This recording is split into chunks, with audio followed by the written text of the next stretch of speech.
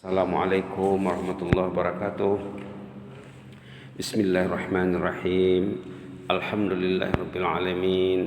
Hamdan katsiran thayyiban mubarakan fih. Hamdan yuafi ni'amahu yukafi'u mazidah. Ya Rabbana lakal hamdu kama yanbaghi li jalali wajhikal karimi 'azimi sultanik. Wassalatu wassalamu ala sayyidina wa habibina wa syafi'ina maulana Muhammad wa ala alihi wa sahbihi وسلم تسليما كثيرا ومن تبعهم بإحسان إلى يوم الدين عدد خلقه تعالى ورضا نفسه وزنة عرشه ومداد كلماته كما يحب ربنا ويرضى. اللهم اغفر لنا وارحمنا وعافنا وارزقنا. اللهم اغفر لنا وارحمنا وعافنا وارزقنا. اللهم اغفر لنا وارحمنا وعافنا وارزقنا. يا حي يا قيوم برحمتك نستغيث. أصلح لنا شأننا كله ولا تكلنا إلى أنفسنا طرفة عين. لا إله إلا أنت. سبحان ربك رب العزة عما يصفون وسلام على المرسلين والحمد لله رب العالمين. الحمد لله رب العالمين. Kita bersyukur membaca tahmid alhamdulillah karena Allah masih meringankan langkah kita untuk datang ke rumahnya, Masjid Al-Amirah Jamar Jam Jerudong. Suatu anugerah Allah, rezeki yang diberikan Allah kepada kita malam ini sesuai dengan khutbah Jumat lepas ya. Rezeki itu bukannya rumah, kereta, duit. Ibadat itu juga rezeki. Malah ibadat ini rezeki yang kekal ya. Wal akhiratu khairun wa abqa. Benda keakhiratan itu lebih baik dan lebih kekal. Oleh itu tajuk kita jadi renungan malam ini, kejernihan hidup berumah tangga. Artinya macam mana nak menjaga kejernihan hubungan. Kalau terjadi kekeruhan, kadang-kadang lumrah lah ya, tiba-tiba ada ketegangan, ada keretakan, macam mana menanganinya. Inilah dia kaidah yang akan disorot malam ini berdasarkan kisah salihin penyejuk jiwa. Orang tu kalau mau bisai mesti banyak membaca sejarah. Kalau mau baik banyak membaca sejarah orang yang saleh. Sejarah tu penuh dengan pelita dan iktibar hidup. Nanti pelita dan iktibarnya ada dalam 27 ya. Mungkin kalau dipikir-pikir lebih dari itu lagi. Kita lihatlah cerita di sini. Perjalanan hidup yang ditelusuri tak sunyi dari riak dan badai yang merupakan lumrah kehidupan. Ibarat laut ya, lautan kehidupan tak sunyi daripada riak dan badai. Pasang surut. Pasang surut. Malah juga bertujuan menguji ketabahan ahli keluarga. Tujuannya menguji ketabahan. Khasnya pasangan suami istri, ayah dan ibu ya. Berikut ini sekelumit pengalaman indah pasangan mukmin dalam menyelesaikan permasalahan yang berlaku. Rambut tak putus, tepung tak berselera, kata orang Melayu. Maknanya kekeruhan tadi cepat jernihnya. Tidak sampai bermalam. Kadang-kadang orang tu bila dia bergaduh sehari, 2 hari, seminggu, lambat mau jernih. Apa puncanya? Kurang menggunakan kaedah yang ada di sini nanti. Ini ada kaedah dari Al-Quran, dari hadis Rasulullah SAW. Kenapa ya keretakan lambat bertaut? Karena tidak menggunakan kaedah Islam. Baik, ini kisah suami salehah. Apa kata suami salehah ini? Saleh bukan salehah ya. Kisah suami saleh bersama istri salehah. Setiap kali saya terlanjur mengkasari istri atau jika berlaku antara kami pertengkaran atau timbul masalah, biasanya saya sering bermaksud pergi keluar rumah atau merajuk lantaran desakan emosi kemarahan. Kalau ada ketegangan katanya suami tadi mau cabut, mau lari. Ada kalanya si istri mau lari ya. Tengoklah kondisinya. Kalau di sini pula si suami mau lari, mau meninggalkan istrinya. Demi Allah dia cakap, saya belum sempat keluar dari pintu utama bangunan apartemen yang kami diami, lantas saya termotivasi kuat untuk menemui istri dengan maksud minta maaf. Tak jadi keluar, masih dalam bangunan. Mereka tinggal di apartemen ya, masih dalam bangunan. Tiba-tiba sejuk perasaannya, dia nak pergi minta maaf. Bagus ya, orang minta maaf tu bagus. Yang susahnya tak mau minta maaf. Dalam Quran ya, ganjaran kemaafan tu luar biasa hebatnya. Orang yang mau memaafkan orang, walaupun dia salah, tak apalah.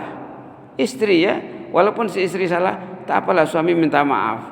Biarlah kalah, asal menang. Jangan mau menang sendiri, nanti semua kalah. Tengok di sini ayat kesanjungan Allah kepada orang yang memaafkan kesalahan orang, apalagi istri ya. Subhanallah. Boleh lihat halaman 484 ayat 40. Ayat 40. Surah Asy-Syura. Cantiknya balasan kemaafan kalau orang itu memaafkan orang, apalagi antara suami istri, antara mak bapak, antara adik beradik. Walaupun saudara kita yang silap, tak apalah kita minta maaf saja. Silap saya tadi itu contohnya ya. Ayat 40 surah Asy-Syura, Allah memperingatkan, a'udzubillahi minasyaitonirrajim, bismillahirrahmanirrahim, wa jazaa'u sayyi'atin sayyi'atun misluha faman 'afa wa aslaha fa ajruhu 'ala Allah innahu la yuhibbul zalimin. Shadaqallahul azim. Yang jadi penekanan fokus faman 'afa wa aslah. Siapa yang memaafkan orang, kalau ada terjadi ketegangan, keretakan, kekeruhan, dimaafkan. Wa aslah, lepas dia maafkan, dia baiki hubungannya, fa ajruhu 'ala Allah. Tidak ada yang tahu menilai pahalanya berapa, Allah yang tahu. Kata ulama termasuk 3 amal utama yang tidak diketahui pahalanya, hanya Allah yang tahu. Ada 3 amalan besar.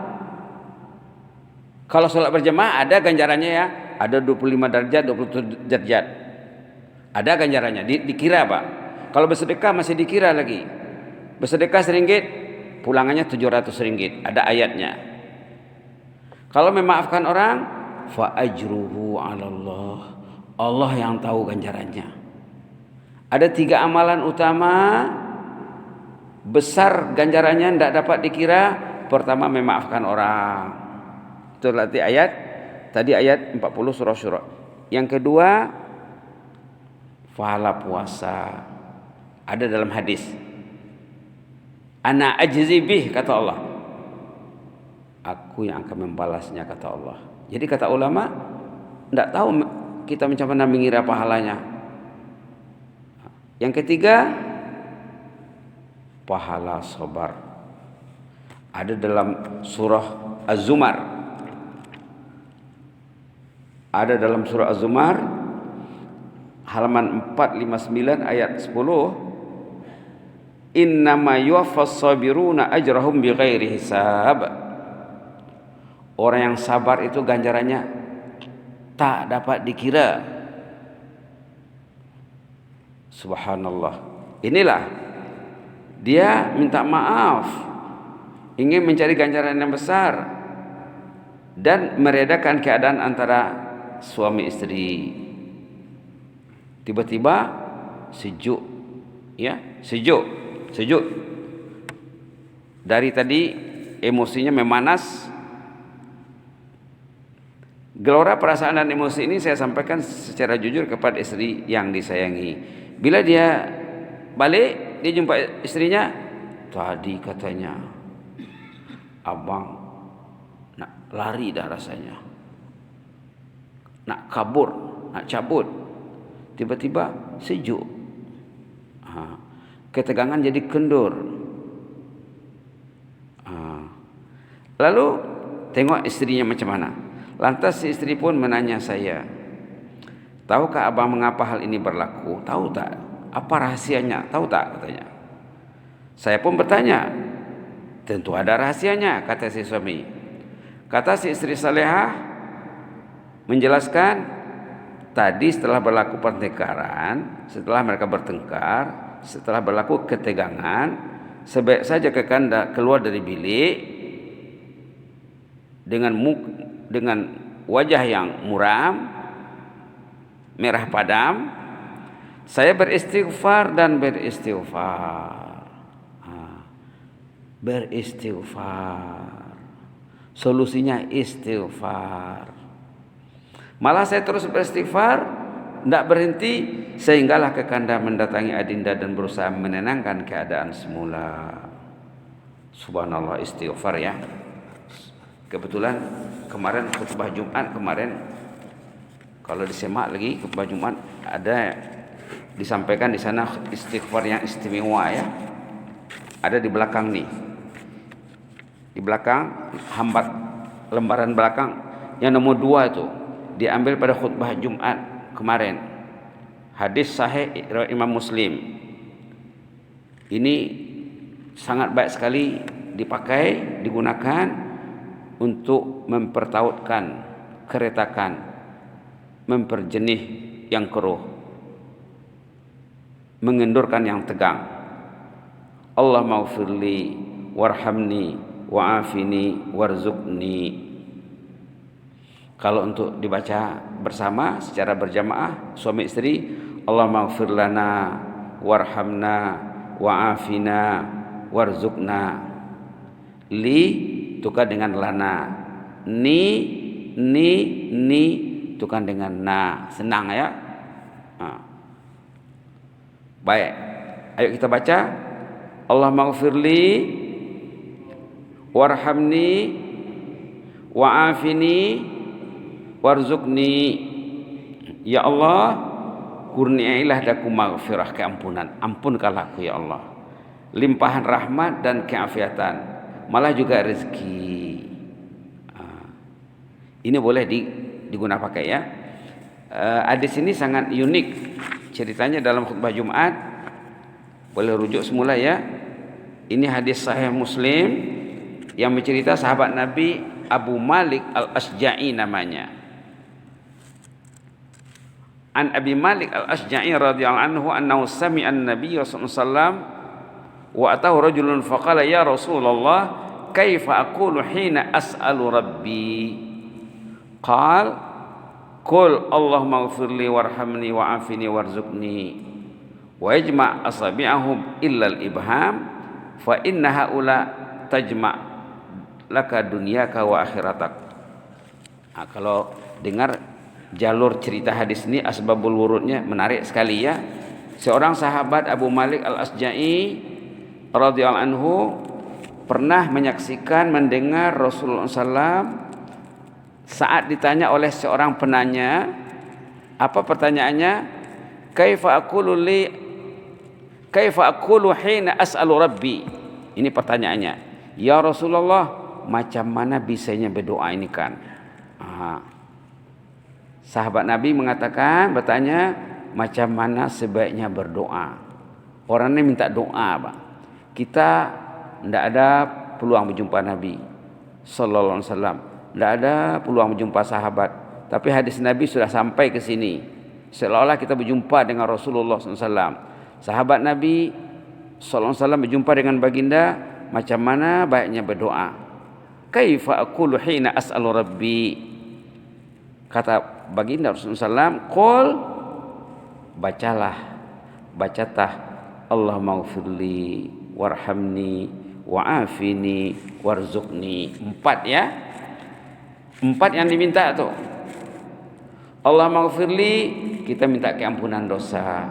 Warhamni, kita minta rahmat. Wa'afini, minta keafiatan. Warzuqni, minta rezeki. Rezeki di belakang. Rezekinya di belakang. Dalam khutbah Jumat yang alas ini dikatakan rezeki itu merangkumi rezeki keagamaan. Mau datang ke masjid itu rezeki yang tidak dapat dibeli, yang tak dapat dinilai dengan 1.000.000 ringgit. Bagi yang berilmu ya, orang yang berilmu datang ke masjid, niatnya bagus, tujuannya bagus, datang dia ke masjid, betul niatnya, sampai di masjid betul amalannya, diamalkan, ada duduk di masjid, berada di masjid, tidak dapat dinilai dengan uang ringgit. Itu dalam khutbah Jumat cantik sekali khutbahnya ya. Rezeki itu bukan kereta, rumah, duit saja katanya. Rezeki itu rezeki kerohanian juga, bukan material saja, spiritual juga. Rujuklah khutbah Jumat, cantik sekali. Itulah di akhir khutbah itu disampaikan hadis Rasulullah SAW yang dibacakan tadi, yang berisikan 4 dalam 1 ya. 4 dalam 1. Minta keampunan, minta rahmat, minta afiat, dan minta rezeki. Doa ini bila dilihat sesuai untuk dibaca untuk terhindar daripada bala dan wabak. Meminta kepada Allah secara tidak langsung. Allah maghfirli, ya Allah ampunlah dosaku ya Allah.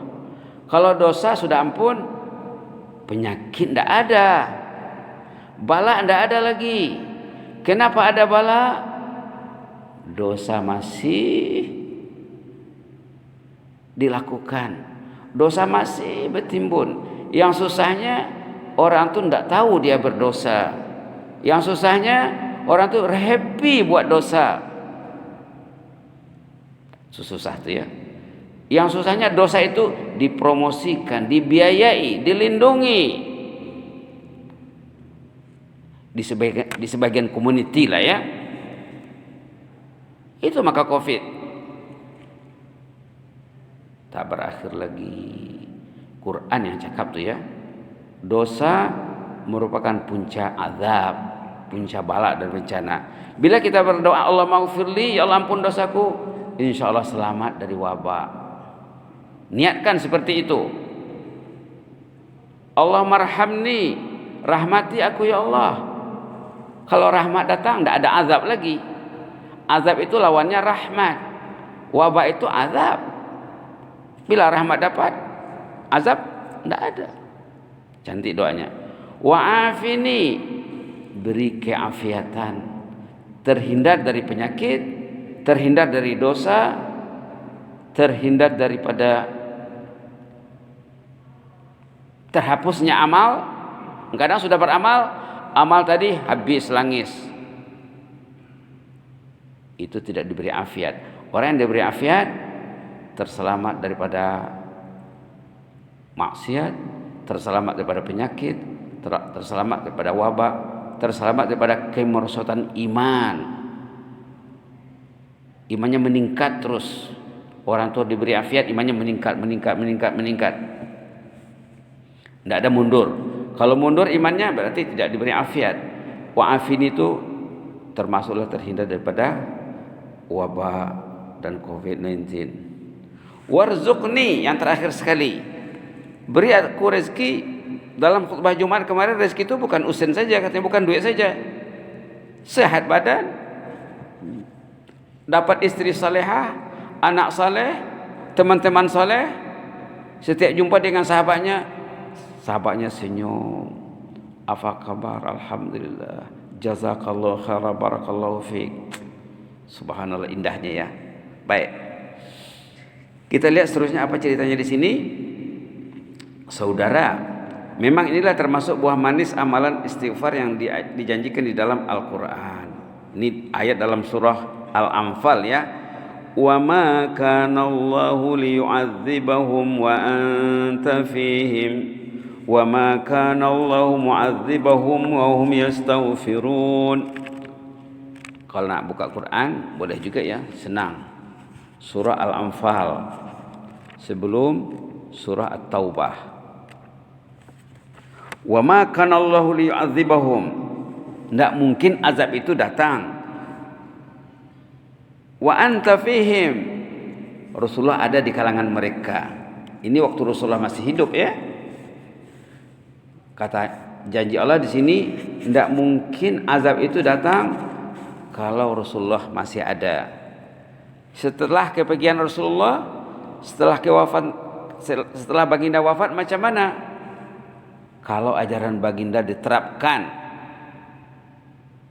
tidak mungkin azab datang kalau ajaran Nabi dilaksanakan. Kalau ajaran Nabi dibiarkan, itu mengundang azab. Itu tadi dosa itu mengundang azab. Bila orang itu buat dosa berarti ajaran Rasulullah terbiar. Ayat ini terdapat dalam halaman 180 ya. Bagi yang buka Quran, surah Al-Anfal halaman 180. Wa ma kana Allahu liyu'adzibahum wa anta fihim wa ma kana Allahu mu'adzibahum wa hum yastaghfirun. Allah tidak mungkin mengazab umat selagi ajaran Nabi itu hidup. Kalau ajaran Nabi tidak hidup lagi, itu mengundang azab berarti. Satu, yang kedua, wa ma kana Allahu mu'adzibahum wa hum yastaghfirun. Tidak mungkin azab datang kalau orang itu beristighfar. Itulah tadi dicakap, istighfar itu pencegah azab. Jadi cantik sekali doa tadi itu, Allah maghfirli warhamni wa'afini warzuqni. Memang sesuai untuk pencegah COVID-19. Sama-sama baca ya. Boleh dibaca dalam sujud. Karena dalam hadis lain ada galakan baginda katanya, saat yang terdekat, saat yang paling hampir antara orang itu dengan Allah waktu sujud, banyakkan berdoa katanya. Dibaca dalam sujud, subhanarabbil a'la bihamdi Allah maghfirli warhamni wa'afini warzuqni. Subhanarabbil a'la bihamdi Allah maghfirli warhamni wa'afini warzuqni. Belum dapat semuanya, dapat satu, baca satu dulu. Subhanarabbil a'la bihamdi Allah maghfirli. Hari pertama, hari kedua tambah satu lagi, warhamni. Subhanarabbil a'la bihamdi Allah marhamni. Allah maghfirli warhamni ya. Subhana rabbil a'la bihamdi Allah maghfirli warhamni. Hari ketiga tambah satu lagi.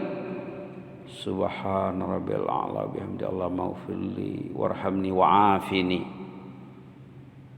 Mungkin satu hari dapat ya. Dijadikan wirid. Jadikan doa. Nah, antar anak sekolah, ambil anak, ajak anak baca. Nah, ayo kita baca nih supaya terhindar di Covid. Allah maghfirli warhamni wa'afini warzuqni. Allah maghfirli warhamni wa'afini warzuqni. Allah maghfirli warhamni wa'afini warzuqni. Insyaallah Allah akan lindungi, bukan saja daripada Covid lagi, daripada siksa nak mati, daripada siksa kubur, siksa padang mahsyar, terhindar pada azab neraka. Itu hebatnya doa ini. Karena dalam hadis itu baginda menyatakan, fa inna haula tajma' laka dunyaka wa akhiratak. Doa ini kunci kejayaan dunia akhirat. Dalam khutbah dia tak terangkan karena khutbah itu ringkas saja ya. Dalam hadis itu di penghujung hadis baginda mengatakan fa inna haula, doa ini yang empat ini, tajma' laka dunyaka wa akhiratak, kunci kebahagiaan dunia akhirat. Tunggu apa lagi? Rebutlah ya. Rebutlah. Ayo kita baca 3 kali. Allahumma ufirli, sama-sama ya. Allahumma ufirli warhamni wa'afini warzuqni. Allahumma ufirli warhamni wa'afini warzuqni.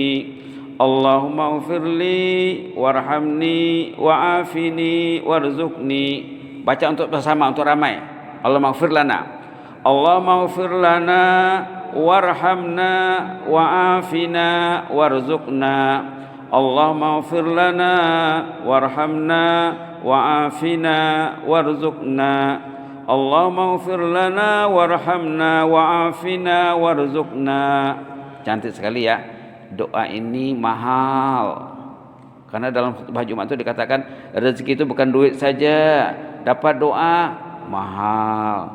Adakah 1000 nilainya? Lebih. 1.000.000 lebih. Tidak ternilai. Semakin besar nilai doa itu pada orang itu, semakin makbul doanya. Kalau dia lihat, ini tak apa-apa, ini tak ada apa-apa ini, tak makbul lah bila dia berdoa. Dia tak melihat nilai doa itu.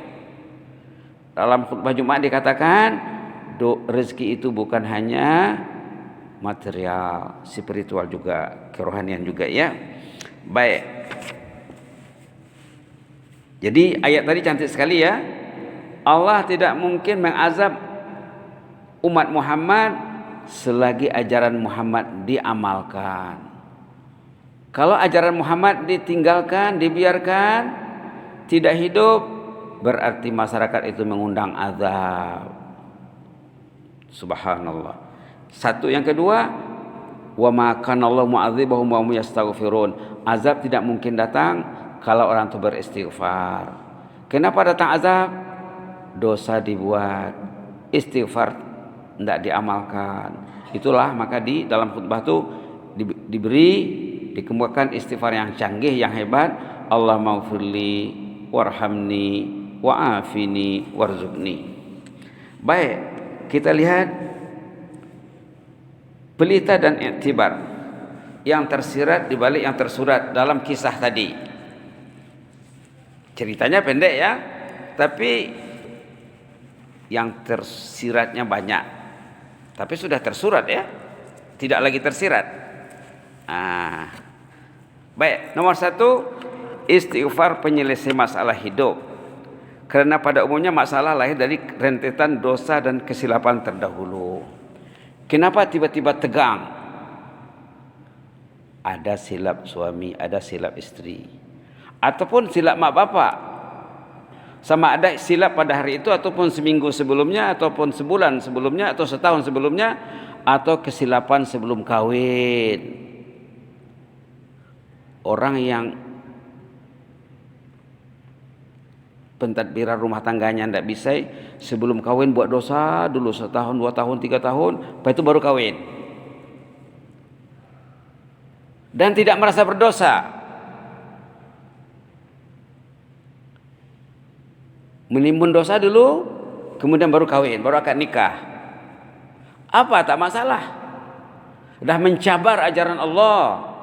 Orang yang buat dosa itu mencabar Allah, mencabar Rasulullah, mencabar agama. La ilaha illallah. Dan dia okey saja. Mak bapak diam, saudara-saudara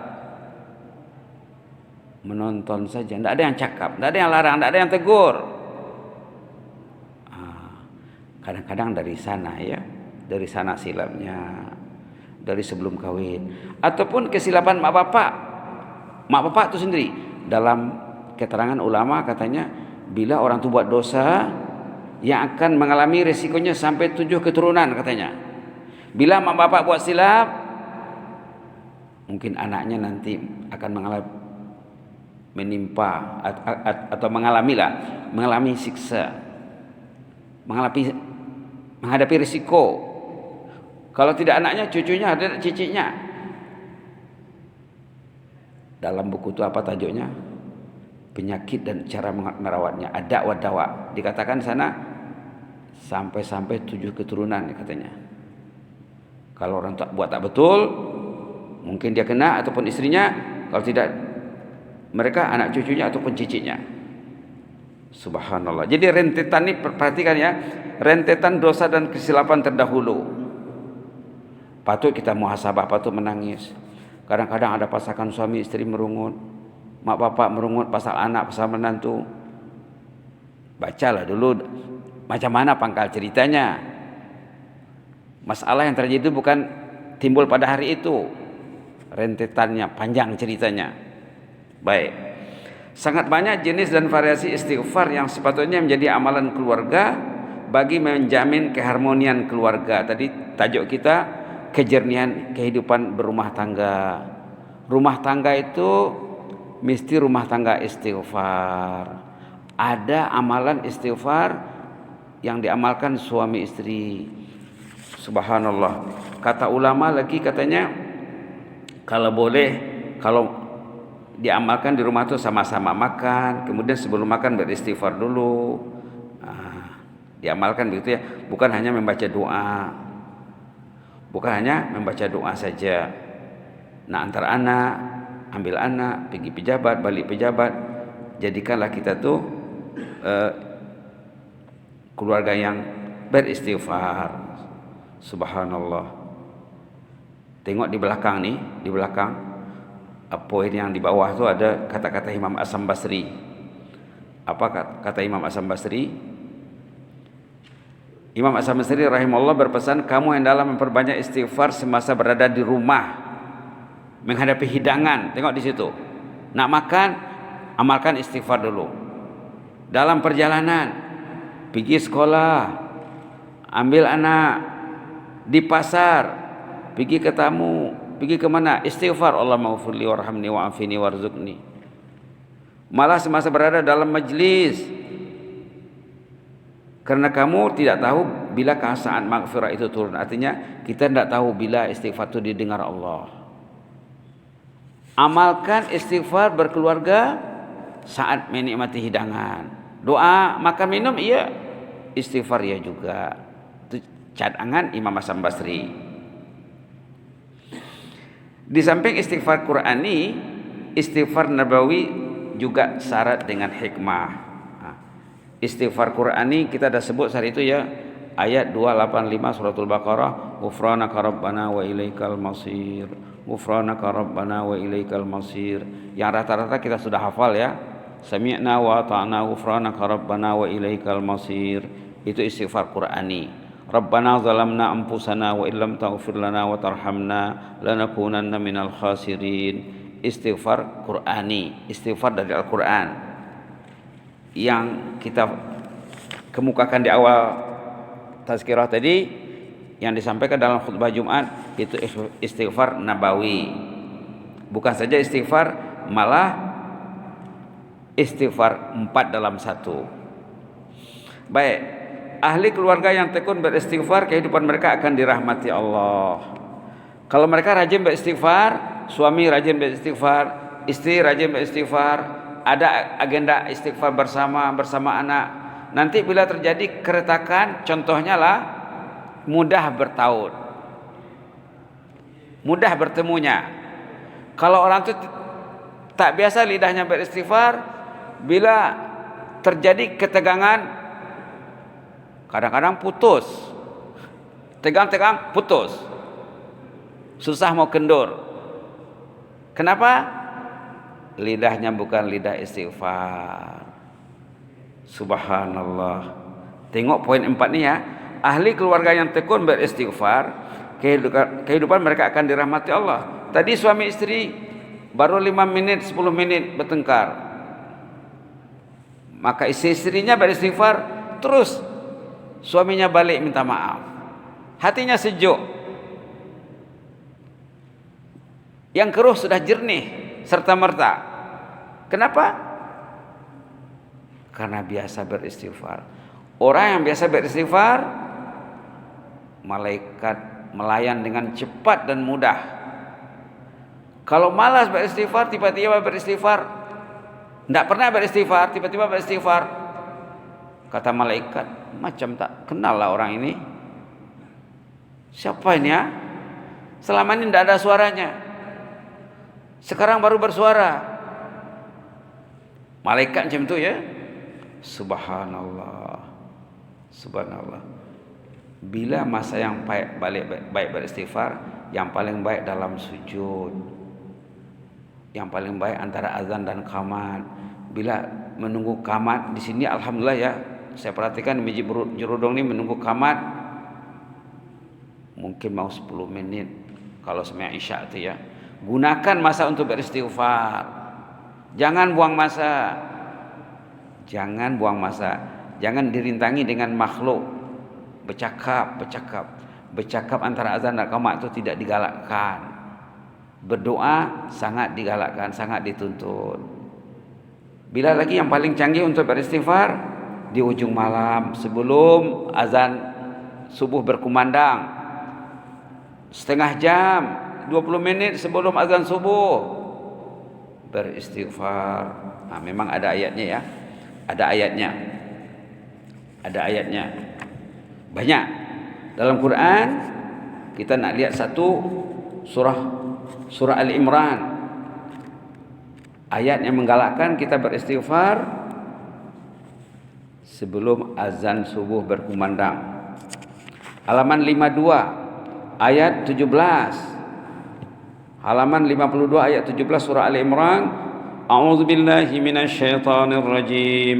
As-sabirina was-sadiqina wal-qanitin wal-qanitina wal-munfiqin wal-qanitina wal-munfiqina wal-mustaghfirina bil ashar. Beristighfar sebelum azan subuh. Berarti sejam sebelum azan dia sudah bangun, dia sudah sholat. Sebelum dia ke masjid ataupun dalam perjalanan ke masjid atau setelah sampai di masjid belum azan lagi, dia beristighfar. Adakah agenda itu dalam kehidupan? Ada. Alhamdulillah. Kalau tak ada, buat menyesal nanti. Karena Quran sudah menyeru kita, menghimbau kita untuk beristighfar di hujung malam. Istighfarkan diri, istighfarkan keluarga juga ya. Dan sanak saudara, istighfarkan juga masyarakat, rakyat Kebah-Duli dan umat Islam. Boleh dengarkan istighfarnya tadi, Allahumma ighfir lana warhamna wa'afina warzuqna, menyeluruh untuk semua umat Islam di Brunei dan di luar Brunei. Allahumma ighfir lana warhamna wa'afina warzuqna. Allahumma ighfir lana warhamna wa'afina warzuqna. Ayo kita baca 3 kali untuk diri dan 3 kali untuk berjemaah. Allahumma ighfirli warhamni wa'afini warzuqni. Allahumma ighfirli warhamni wa'afini warzuqni. Allahumma ighfirli warhamni wa'afini warzuqni. Untuk jemaah, Allahumma ighfir lana warhamna wa'afina warzuqna.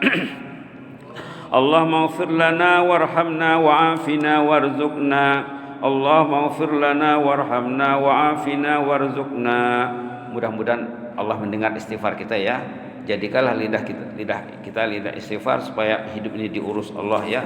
Kita tidak mampu mengurus kehidupan kita tanpa pertolongan Allah. Untuk mendapatkan pertolongan Allah, banyakkan doa dan istighfar. Amin ya rabbal alamin. Aqulu qouli hadza wa astaghfirullah li wa lakum. Allahumma zidna wa la tanqusna wa akrimna wa la tuhinna wa atina wa la tahrimna wa athirna wa la tu'sir alaina wa athirna wa la tu'sir alaina wa adina wa da'na ya karim. Na'udzu biridaka min sakhatik wa bi mu'afatika min uqubatik wa na'udzu bika minka la nuhsi thanan 'alaika anta kama asnaita 'ala nafsik. Subhana rabbika rabbil izzati amma yasifun wa salamun 'alal mursalin walhamdulillahi rabbil alamin. Amin amin amin. Taqabbalallahu minkum.